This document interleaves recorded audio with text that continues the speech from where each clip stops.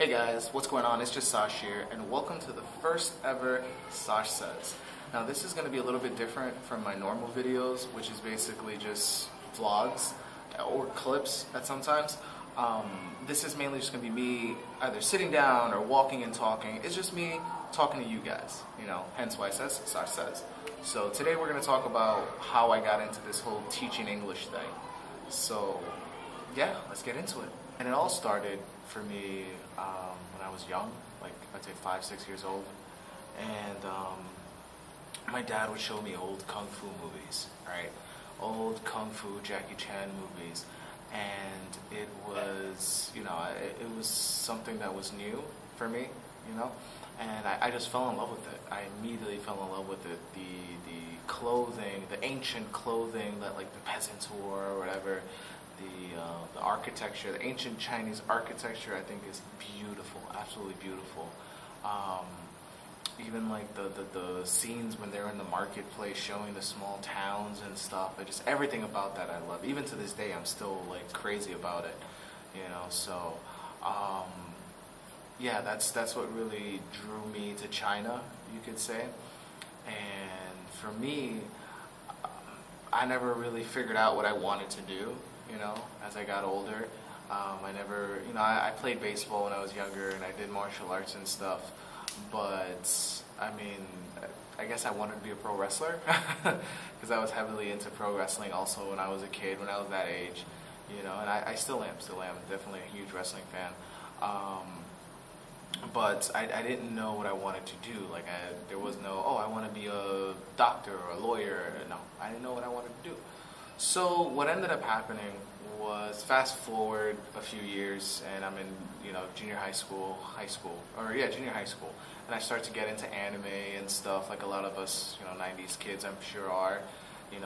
DBZ was the gateway anime for me. So yeah, so what ended up happening was, as I got older, I started to like anime and a little bit of Japanese culture. I started to watch Japanese dramas and stuff like that. And there was one in particular that I really liked called Jin, which was about a doctor a surgeon, a brain surgeon, I think, or he was a surgeon, I don't know. He was a surgeon who ends up falling back in time somehow, and he's back in the Edo period, and he's like using modern practices and stuff during that time, and like he he purposely creates penicillin before it was invented. So that was pretty crazy. But I'm veering off. Well, yeah, I started to like Japanese, stuff. In my mind, I was like, okay, well, I want to visit Japan. With China being in the back of my mind, like I never forgot about going to China, wanting to go to China, being in China. Like that was my dream since I was a kid, to go to China, and more specifically to the Shaolin Temple. The one movie I attribute to that was Shaolin versus Lama, which was really, really, really good. I absolutely adore that movie. And there's some others that I can't think of off the top of my head. But yeah, my dream when I was a kid was to go to the Shaolin Temple in China.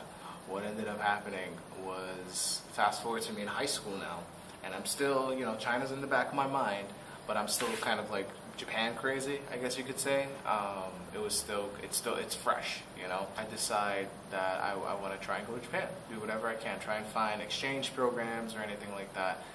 And I had a friend of mine at the time, shout out to you, Kev, and he came up to me one day and he told me, he was like, hey Sash, I found a way that we can all go to Japan. And he was a huge, he wanted to go to Japan too. Like from the first time I met him, he was always saying that he's going to Japan, he's going to Japan, he's going to Japan. And that was always the thing with Kev. He was always going to go to Japan. And, I also wanted to go to Japan. So one day he just came up and he said, listen, I found out we can go to Japan, we can be English teachers. And I'm like in the middle of high school at the time. I want to say I was a sophomore or a junior. And I'm like, Kev, I don't want to be a teacher. Like I have no interest in teaching at all. If I could, if my past self could see what I'm doing now, it'd be hilarious. But anyway, so I tell him like, no, I don't want to be a teacher. You have to go to school for a long time, and I still don't know what I want to do. At that time, I was thinking about doing something with computers, hardware, software, I don't know. So I was like, yeah, I'm not, I don't know. He's like, dude, no, it's cool. You can just get your bachelor's degree in any subject, and then that's all you need to teach. And I'm like, what? What are you talking about? So if I was to get my degree in engineering, or if I was to get a degree in history, I can teach English? He's like, yeah. And at first I thought it was BS, or maybe not BS, but I didn't think he like read it right or something. So he shows me and I look it up and I'm like, oh, it's true, you know. This was back in like '06, I would say, '06, '05, we'll say, and yeah, you just need a bachelor's degree and you can do the whole teaching thing. So obviously it helps if you have experience and all this other stuff, like TEFLs and other qualifications. But the bare minimum, at least for Japan, and most places actually, what am I saying, at least Japan, most places, if you have a bachelor's degree, that's pretty much all you need. Everything else is just extra padding for a higher salary or for a better negotiating position. So, yeah, so what ended up happening was he tells me this, and I'm like, fine, yeah, cool, that'll be in the back of my mind. I still have like 2 more years to graduate high school, and then I have another 4 to get the bachelor's degree, so it's always something to put on the back burner. So fast forward a year or 2, I'm a senior now, and I decide, I'm not going to go to college right away, which was a huge mistake. But I decided not to go to college right away. I wanted to take a year off to relax, and at that point I had senioritis badly, which I'm pretty sure some of you guys know. And if you don't know, senioritis is basically when you're a senior in high school and you feel that that's it, you're done. You have nothing else to. You pretty much take it easy for the whole year. So I'd fall asleep in class and stuff, and it was pretty bad. So, but I passed and I graduated, and I did well. And so I decided not to go to college straight away, which was a huge mistake, like I said. And I think I started to get, I got a part-time job, which then transitioned to working full-time. And it was all right. I worked at a place called Ocean State Job Lot, which if you think about it, if you hear the name, you think it's like a job, job fair, or you come to our place to find a job. No, it's basically they all the stuff that like places like Walmart, Kmart, those big box retailers that they don't sell, Ocean State buys them and then sells them.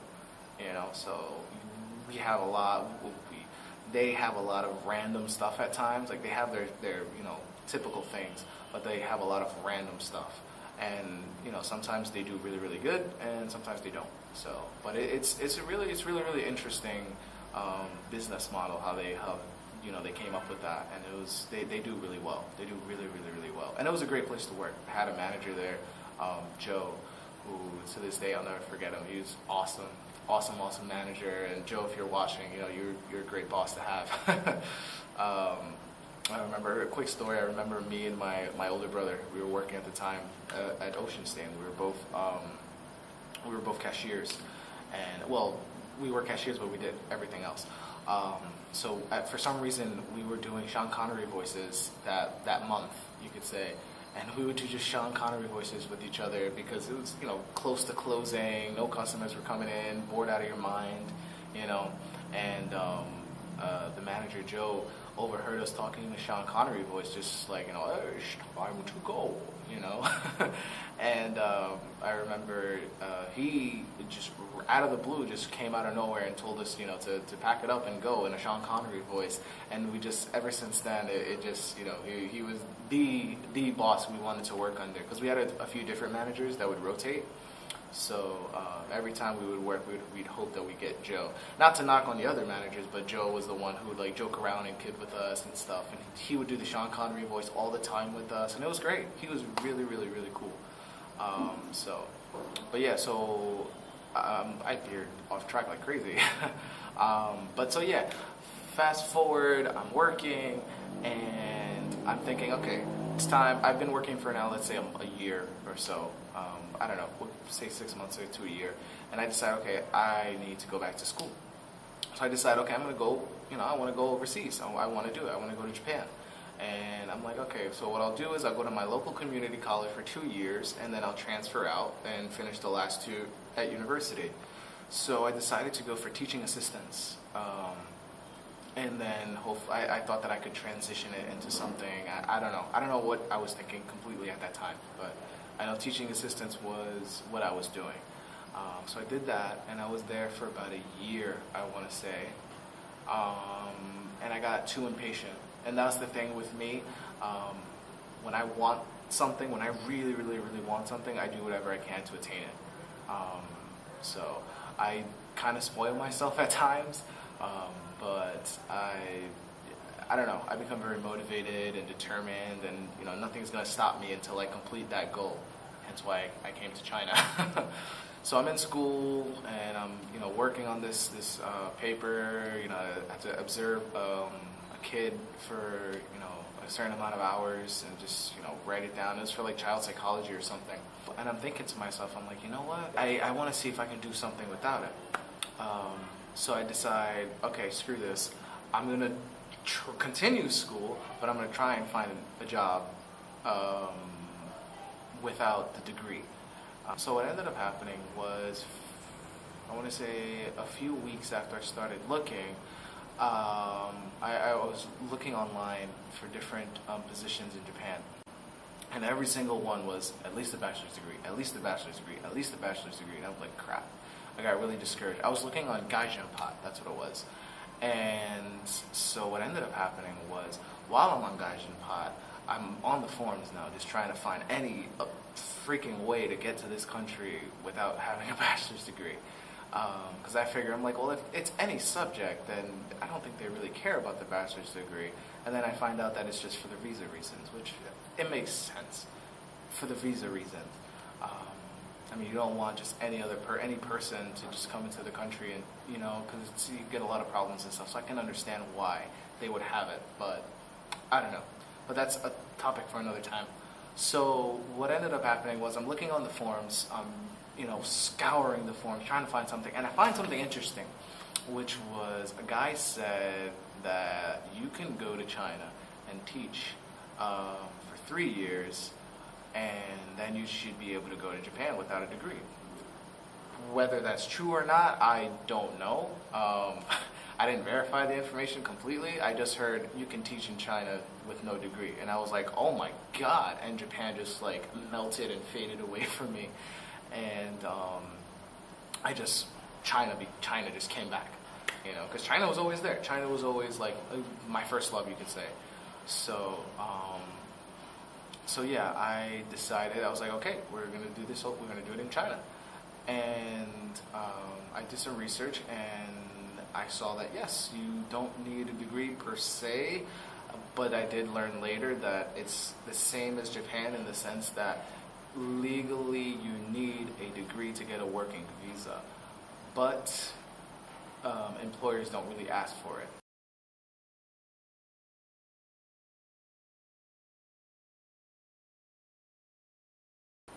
Because China's a lot of, it's all about relationships, or guanxi as they call. So, if you can find a place with a lot of with strong relationships, then, whatever happens, happens. I'm not condoning, I'm not saying that you should. So, but yeah, so what ended up happening was I decided to apply to different positions. And I started to go on Dave's ESL Cafe, I found. And I just applied to like maybe 4 or 5 different places. And they were mainly agencies, I think. And I got a phone call. No, I got a message, an email from one the next day saying that they were interested in me and they wanted me to come as quickly as I could. And I think this was, mind you, in September, I want to say.